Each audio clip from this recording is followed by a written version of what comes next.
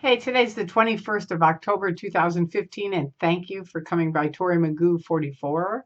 It is almost Halloween. We're getting there, and I'm very excited about it. This is a good time of the year. We have picketed the last few weekends.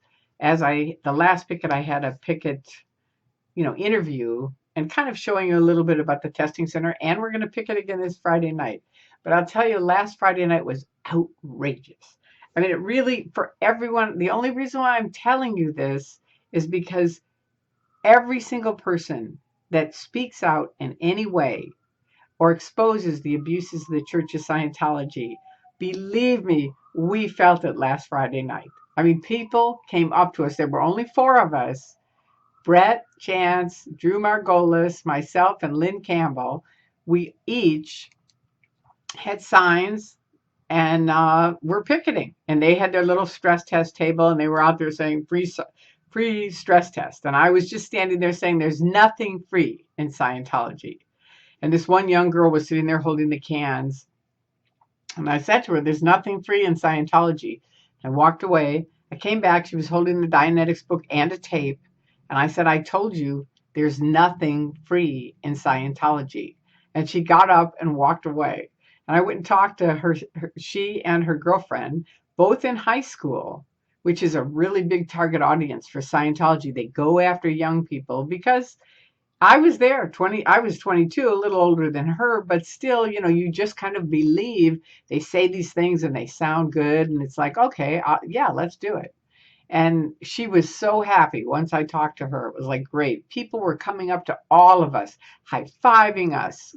I love you, hugging us, joining us, different people joining the actual picket. I mean, one of my favorite things was this guy that walked up and said, I love you, and gave me a hug and said, oh my God, these guys have been here forever and they're always conning people. And I live in San Francisco and I watch it all the time. And I'm so happy you're all out here, right? And he said, in fact, I think I'm going to go ask them something. And he walked up to this guy. He was a pretty tall guy, pretty lanky.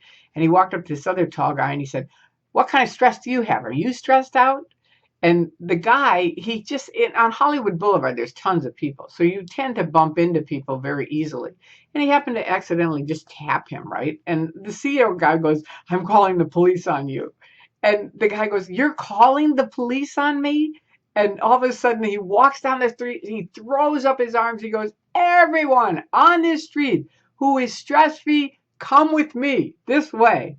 And he says, everyone who has stress, go see them. And he kind of makes this funny face at him. And literally everyone that was at their stress test table got up and walked both ways. Some went with him, some went the other way, but they were just sitting there by themselves. It was pretty amazing. So I wanted to just tell you guys what you're doing is very effective. They're saying it because they're reading stuff on the internet. They're seeing Going Clear. They're reading the book by Lawrence Wright, Going Clear, The Prison of Belief.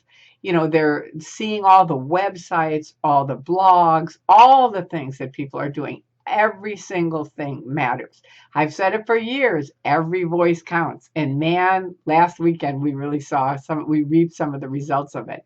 Now, the reason I'm making this video is because many people don't know it. I certainly didn't know it when I was in the Church of Scientology. But Scientology now makes their Sea Org members, if they get pregnant, they have to get an abortion. And Laura DiCrescenzo is actually suing them about this. She was 17 years old when she was ordered to get an abortion. And I'm going to put a link in the comments and you can click on Tony Ortega's site about it. But I hope that any of the judges' legal system, I hope you really look into this. They're sliding under the First Amendment kind of thing and saying they're a church and the person agreed to it. A 17-year-old has not agreed to that kind of thing. No, they're underage. It should not have been forced on her. It's awful for anyone. I mean, how can you call yourself a church when you enforce, when you order, when you make people go get an abortion, when no children are allowed at all in the Sea Org anymore? No. That's not a church. That's not a religion. And I say it all the time. It's a business.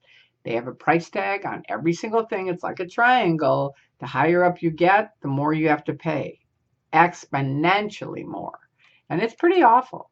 So, like I say, you don't have to believe me. Go on the internet, read, look, listen. There's tons of factual information out there. Learn both sides and make up your own mind.